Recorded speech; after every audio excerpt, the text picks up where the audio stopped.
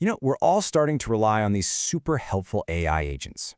They're the little assistants that can book our travel, do our shopping, or sift through mountains of research for us.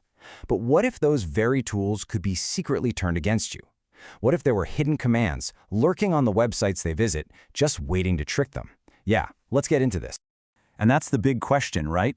As these autonomous agents get smarter and more capable, we have to ask ourselves if we can really trust them. I mean, they have access to our preferences, our addresses, even our credit card numbers. So, how secure are they, really? So here's how we're going to break it down. First, we're going to solve a little mystery about an AI that went totally rogue while shopping. Then we'll peek inside the AI's mind to see how it thinks. We'll uncover the hidden attack that tricked it, figure out how to build a defense with something called an AI firewall, and then we'll zoom out and look at the bigger picture for AI security. Okay, let's kick things off with a story. A user gave their AI shopping agent a pretty simple job: go find a specific book to complete a collection. The goal was straightforward, but what happened next, well, that was a total mystery. The instructions were crystal clear. Find a used, hardcover copy in very good condition. And, the most important part, get the best price. So the AI does its thing, it crawls the web, it compares different options, and then it buys a copy for $55. Which is weird, because it had already found other options for around 25 bucks. Why on earth would a smart, logical AI do that? To solve this, we've got to look inside its head. So, how do these agents actually work? I mean, what's going on under the hood? Understanding their basic design is really the key to figuring out how they can be manipulated. An AI web agent is basically a combo of a few key parts. You've got the large language model, the LLM, which is the brain doing all the reasoning. It's hooked up to a web browser, that's its body. And it uses a special module to click, type, and scroll, just like a person would. It also has access to your personal info, your context, like your shipping details. And, most importantly for our mystery, it keeps a log of its thinking process, called a chain of thought. And that log, well, that's our key piece of evidence. All right, time to put on our detective hats. By digging into that chain of thought log, we can actually retrace the AI's steps and find the exact moment where everything went wrong.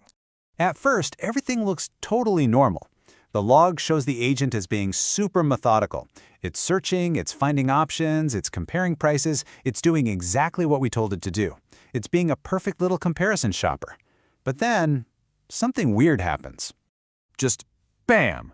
It stops. Right in the middle of its search, it completely abandons its main goal to find the best price and buys a much more expensive book from the site it was just looking at. There's no reason given in the log. It's a total illogical break from its programming. To a person, the web page it bought from looked completely fine. The book description was right, the condition was right, but that price was way off. So what was on that page that only the AI was picking up on? And here it is. This is the smoking gun. Hidden right there on the web page, written in black text on a black background so no human would ever see it, was a secret command. This little bit of text told the AI to forget everything it was supposed to do and just buy the book. And the AI, being an obedient tool, read it and did exactly what it said. This kind of attack actually has a name. It's called indirect prompt injection. It's indirect because the attacker never actually interacts with the AI themselves. Nope, they just leave this little text-based landmine on a website, waiting for an AI agent to wander by, read the instructions, and fall right into the trap. Okay, so if these incredibly powerful agents can be tricked so easily, what do we do about it? How do we protect them? Well, the answer is to add a new layer, a kind of security checkpoint for the AI. So what you're looking at here is a fundamental shift in design. A typical agent is just this one big, vulnerable system.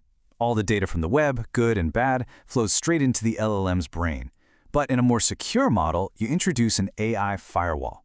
This thing acts like a separate security guard, a gatekeeper that inspects all the data before it's allowed to reach the agent.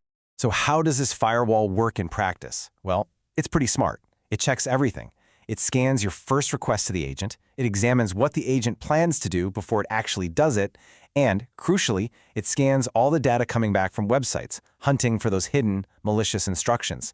If it finds a threat, boom, it's blocked, and it logs everything so you have a full record. It's a full-blown security system.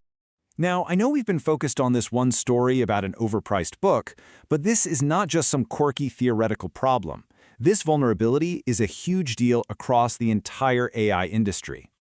Just check out this number. A research paper from Meta on this exact topic found that these indirect prompt injection attacks worked, at least partially, in a staggering 86% of their tests. Let me say that again. They work far more often than they fail.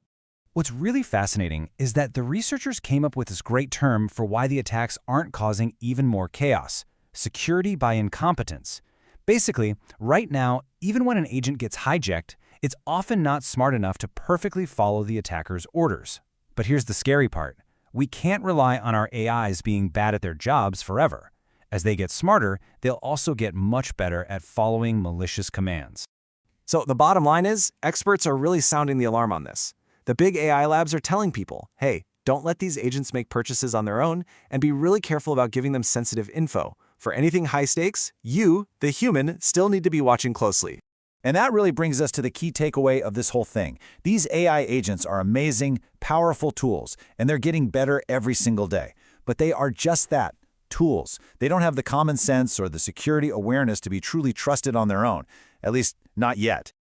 And that leaves us with one final big question to think about.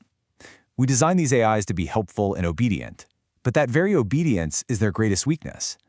So how do we build AI that is loyal and helpful to us, without making it dangerously helpful to anyone else who knows the right tricks?